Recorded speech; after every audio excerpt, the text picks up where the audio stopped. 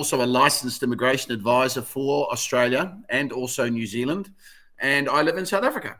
Just a very quick history on myself. For those of you who don't know, I'm a New Zealander. I lived in New Zealand for 20 years, and then like a lot of young New Zealanders did or do, I popped over to Australia. I ended up loving Australia, and I lived there for 10 years. I lived in Sydney mainly, but also Melbourne, Brisbane, and Perth for a while. So I'm well aware of Australia. I traveled all over Australia, love the country. And in 1990, I had an opportunity with Macmillan Publishing, the company I was working for at the time, to come to South Africa on a business contract for 2 years. Anyway, I took the contract and stayed for those 2 years. And after the 2 years, I didn't want to leave South Africa at the time. I was really enjoying myself. So I looked for another job and found a job with Network Migration Services. And I'm very proud to say that I joined the company in 1993, and in 1996, I had an opportunity to purchase the business, and I did. So I'm very proud to say that in the last, 30 odd years, we've immigrated thousands of families. It's upwards of about 15,000 families out of Africa. We now have clients all over the world due to technology, as far away as China, Ireland, Canada, all over the world, the Philippines, Brazil, etc., etc. And we are quite literally the one-stop shop. We've got about 118 people booked to listen to us tonight, so I hope you're all, it's going to be reasonably quick. It's going to take 20, 25 minutes, because I'm just going to go through basic understanding of immigrating to Australia. Guys, I've been doing this for 33 years, and I learn things every week about changes and this and that and whatever, etc., etc. But you will need to be in a situation where you get that information, you understand it, you know what people, that if you start this process, the likelihood of success is very strong. And you also know that if you start this process, of course, you're dealing with someone that knows what they're talking about. So a little bit about network migration. We have three divisions. We have a visa application preparation division. So myself and the senior managers put together all the applications. I sign them off, of course, because I'm a licensed advisor. And they put together the applications on your behalf. And Australia has certain stages, which I'll run through in a minute. We submit the applications to the relevant assessing authorities and, of course, DHA, the Department of Home Affairs in Australia, on your behalf. The assessments, if you require registration, we'll do it for you. A lot of companies don't do that. We do. If you're an electrician, we'll get you registered.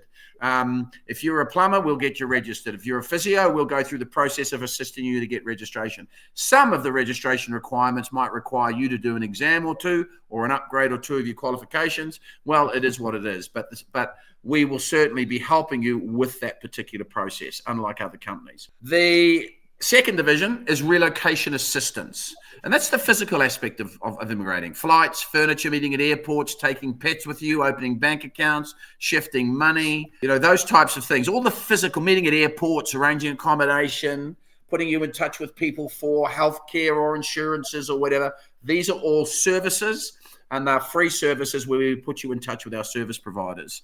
And then the last division is run by Xenia and Liz, and that's your job search services.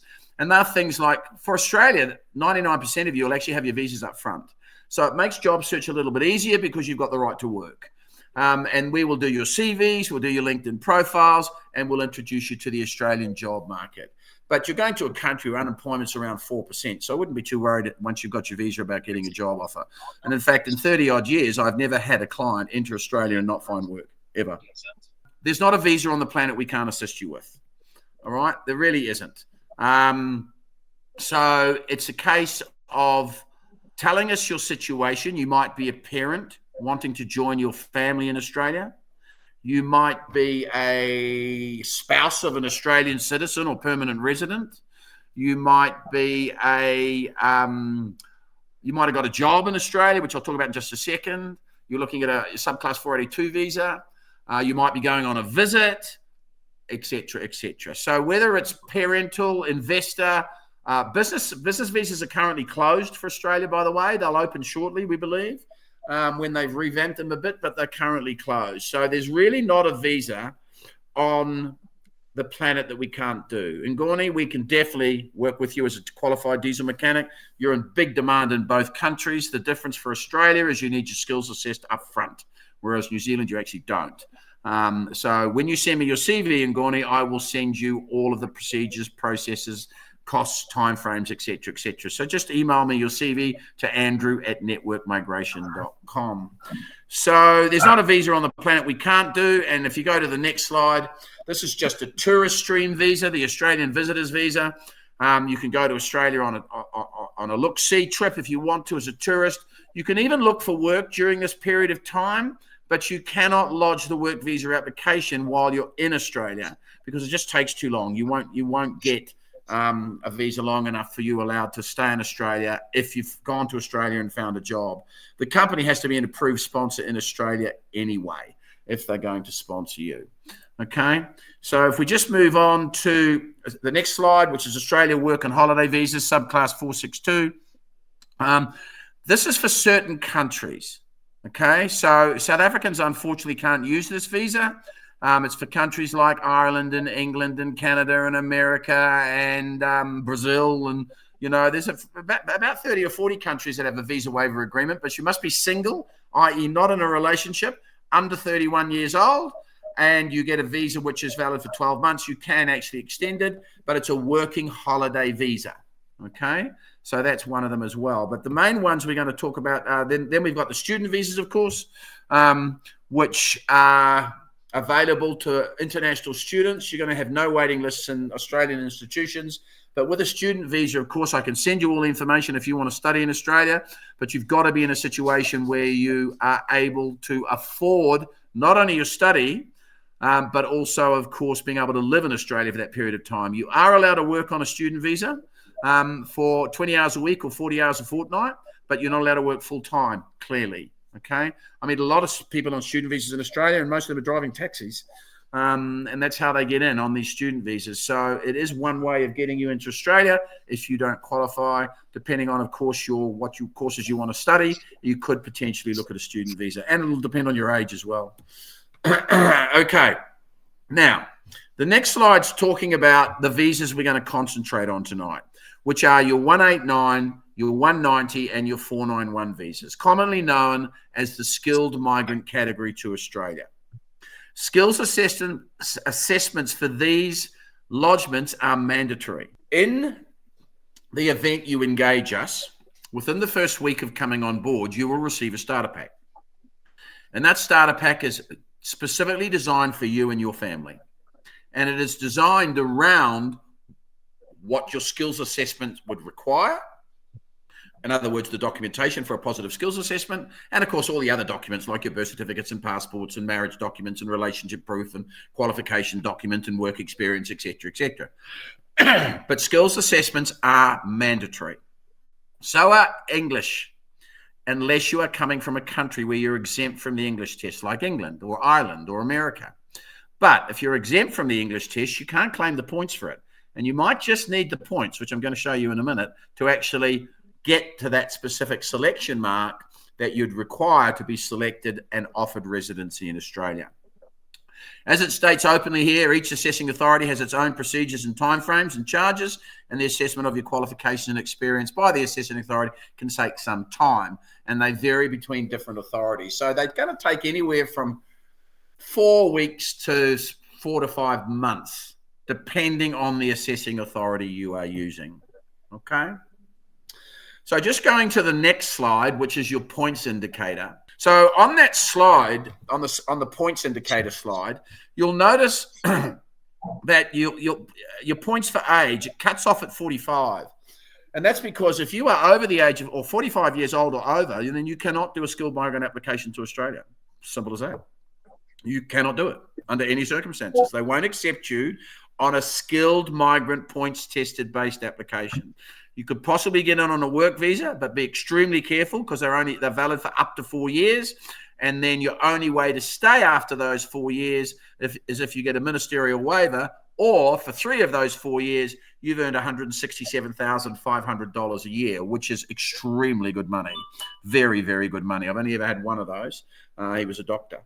Anyway, so if you're over 45, then look at New Zealand, because the cutoff age for New Zealand is 56. But anyway, there are your points for age, and the points are when you're selected and you pay the Australian Department of Home Affairs their processing fee, that's when your age freezes. So the moment you might be selected and you've paid them the processing fee and you turn 45 the following month, that's fine because you paid them prior to your 45th birthday. And then they might take 9 months to process you after that, but your age will freeze as far as immigration rules and regulations are concerned. English test, I mentioned it earlier. Competent English, proficient or superior, you'll either get 0, 10 or 20. Most of you will require at least proficient and some will require superior. And there are multiple English tests you can do. There's up to 4 of them, but please check with me the one that you should do. Because some, for example, if you're an accountant, you can't do a general English test, or a teacher, you've got to do an academic English test. So just check with me. Even if you're not my client, I'll happily tell you what test you should be doing. You'll notice there, if your spouse sits at the English test, you'll get another 5 points for that, as long as he or she gets proficient or competent in English, sorry. And then that's down the bottom. And if your spouse's qualifications, excuse me, are on the same skills list as you, you can claim 5 points. Now, what does that mean? There are 2 skills lists. One is called the medium and long-term strategic skills shortage list. Off that list, you can lodge a 189 visa. If you're not on that list, you can't lodge a 189 visa. I call the 189 visa the blue chip visa. Live where you want, do what you want. In most cases, an Australian application will take between 12 to 16 months to finalise. So from the day you start, unless you're a teacher or a healthcare worker, they are fast track. But all other occupations, you're looking at 12 to 15, maybe even 18 months, depending on when you're selected. And by the way, Australia rebooted their entire immigration process on the 1st of July. So if you want to get into Australia, get on with it. Okay, because they're allocating to the states as we speak. They will be taking off the 189 lists as well. So get into the system as soon as you can. So you need your age, your qualifications, your points for your, age, English, and your qualifications. As you can see, doctorate, bachelor's, a diploma, or a trade, there are the points for it. And for Australia, 99% of the time, you will need a qualification. And I don't mean a certificate. I'm meaning a degree, honours, master's, doctorate, or a minimum 3-year diploma. And even in some cases, they won't work. Or, of course, a trade test, etc. So I will let you know that once, of course, I've got your CVs. And then your points for skilled work experience, as you can see, 5, 10, or 15, are based on working in a job related to your qualification or the ANSCO you're claiming. ANSCO stands for the Australia, New Zealand Standard Classification of your occupation. Okay? Everybody's got an ANSCO code, from a waiter through to actuary. They've all got ANSCO codes. So when we submit and when we assess you, we will let you know your ANSCO codes and what occupation you obviously fall under. Okay? But you can only count work experience clearly out of 3 or 5, 5 out of 8, or 8 out of 10, that is directly related to your ANSCO code. Okay? So be aware of that, guys. All right. Next slide would be specialist education qualifications. Of course, they are for people who qualified in Australia. Some of you might have. Okay? If you're single, in other words, you don't have a partner, you might have children, but you don't have a partner, you can claim 10 points. Lo and behold. That only came in a few years ago, and I have no idea why they brought it in, quite frankly, because it's a very unusual way to claim points. Anyway, so I've talked about the 189 visa, blue chip, live where you want, do what you want. But this allocation in the next 12 months, because Australia allocates from their tax year, which is July 1st to June 30th, they're only taking 8,500 189s. But they're taking 66,000 190s and 491s because they're trying to populate some of the so-called less populated states. So on a 190, which you get 5 bonus points for, you can see it at the bottom, you sign a declaration that says you're happy to live and work in the sponsoring state for a period of 2 years. Still permanent residency, you still get all the benefits, free schooling, healthcare, etc., but you're signing a declaration that says you're happy to live and work in the sponsoring state for 2 years. You get 5 bonus points for that. And you can see if you're sponsored by an eligible state or citizen or Australian resident, you can claim 15 points for it. Now, I wouldn't use an Australian, your family, because the processing time is 8 years odd. It's a low priority visa if you're going to use a family member. But if you're using a family member, they must be your mother, your father, your sister, your brother, your son, your daughter, your uncle, your aunt, your niece or your nephew, or your first cousin. But if they live in Sydney, Brisbane, or Melbourne, they cannot sponsor you.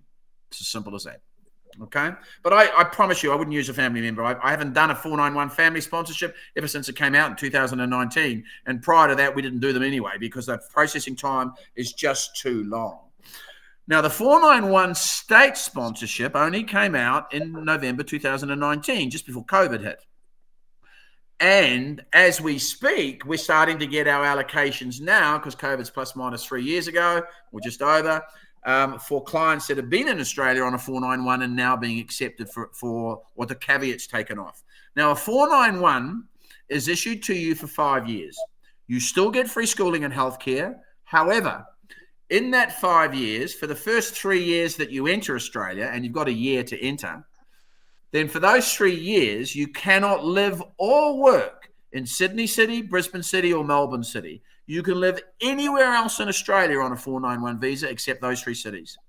And there are beautiful cities in Australia and beautiful, in Queensland, you don't have to live in Brisbane. You've got the Gold Coast, the Sunshine Coast, you've got Townsville, Cairns, Rockhampton, Mackay, etc. You've got some beautiful spots up there.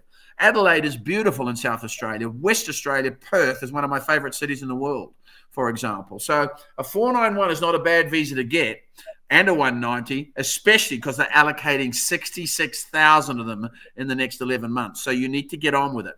And by the way, if you submit an application and you missed an allocation, it doesn't mean you don't get in. It just means you're going to have to wait for the next allocation. And the states normally get allocated twice a year. But DHA has told us in an open forum that we're a member of MIA, the Migration Institute of Australia, that they are allocating 66,000, which is great news. You just need to get on with it in the next few months if you're going to do Australia. Okay. We have our own recruitment company as well. Next slide. Thank you, Ruan. And that is, we call it NMS Recruit R and Australia Job Search Training and CV Writing. Now, this is actually a free service that we do for you. Once you've got your visas or you're just about to get your visas, we hand you over to Xenia and Liz, and they'll do the CVs and the LinkedIn and introduce you to the job market. But remember, a huge plus factor that you've got in Australia is that you're landing or you're applying for jobs 90% of the time when you've already got the right to work. So that's a big plus factor, okay? And then on to the next slide, relocation assistance. I talked about this earlier. Which is free of charge, country information, bank accounts, forex, furniture, pets, booking flights, meet and greets, accommodation, both temporary and permanent, car rentals, purchases, schools and tertiary educations. There's really nothing in the last 30 years that we can't assist you with because we've done it all. Okay, so I'm pretty much finished, ladies and gentlemen. I know it's quick tonight. It's only been half an hour. But remember, engage with us. We're going to give you the information you need to move forward with an application. We, of course, hope you use us, but you don't have to. There are other agencies out there, 1 or 2 I could recommend, and 1 or 2 I wouldn't recommend with a 40-foot barge pole.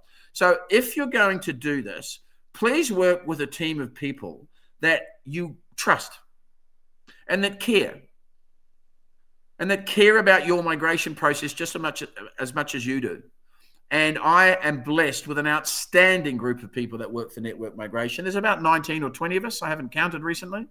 And even through the tough times, we've been able to stay alive. Imagine how we survived during COVID. We're a migration company and we survived during COVID. So we are there for you. We always will be. I've been around for 30 years. I hope we're around for another 30. I might not be there for another 30, but certainly senior managers will be. And I just wanted to say thank you to my team as always again for the support that you give not only me but the clients. We got a wonderful email this morning from some clients in New Zealand that were just stating how marvelous they felt that people like Desiree and the team were, Desiree and Caitlin, etc. And those sorts of emails just open our hearts up and they make it all worthwhile. So I wanted to just end by saying that we literally care about this process as much as you do. And I came up with a little slogan the other day, is why use the rest when you can use the best? Ladies and gentlemen, I'm biased. I own the company, but I've been doing it for so long. We've gone through recessions and ups and downs and COVIDs and whatever, and we are still here. We are still succeeding. We have a 99% success rate. And one advantage you've got with Australia, by the way, ladies and gentlemen, is if you had a hiccup with Australia, I'm happy to just switch you to New Zealand. We don't double charge you for that. We might charge you a couple $100 to switch it, but we certainly wouldn't charge you full fees again. And it's nice to know that you've got a backup of going potentially to New Zealand if Australia's not successful. Because once you become a New Zealand citizen, you're entitled to go live in Australia anyway. Okay, so you can use New Zealand as a stepping stone to Australia, but that would take at least 5 years for you to become a citizen, probably closer to 6, 7, or 8, depending on what your qualifications are. So I just wanted to say thank you so much for listening to me tonight. It was a bit weird because I can't see me or can't see the slides. And there, we've just launched our WhatsApp number. Fantastic. Stephen runs that with me. Thank you, Stephen, very much. Our WhatsApp number is there, 076 197 1308. 076 197 1308. You can ask questions on WhatsApp and we will answer you timeously, always within the same day, usually within the first hour or so, depending on how busy we are on the WhatsApp line. But we decided to be the first agency that I know of that can interact with you in real time. That would be normal times. I mean, if you're going to send a WhatsApp at 9 o'clock at night, please don't normally expect an answer. So normally that WhatsApp line will be running from 8 in the morning till about 6 in the evening. So please feel free to use the WhatsApp line, 176 197 1308. And thanks for setting that up for us, Stephen. I'm looking forward to seeing how that works. And then we can book consults, as Liz is saying, Mondays to Saturdays. I do early evenings sometimes, depending on the consult. And Saturdays I work from 9 till about 12:30. Ladies and gentlemen, I want to say thank you so much for listening to me tonight. Thank you, everyone, for organising it. Thank you, Stephen. Thank you, Xenia. And thank you, Liz, as always. You're an outstanding group of people. I love working with you. I will see you all in the morning at the office, and everybody else. I look forward to engaging with you and helping you on this momentous journey that you're about to take.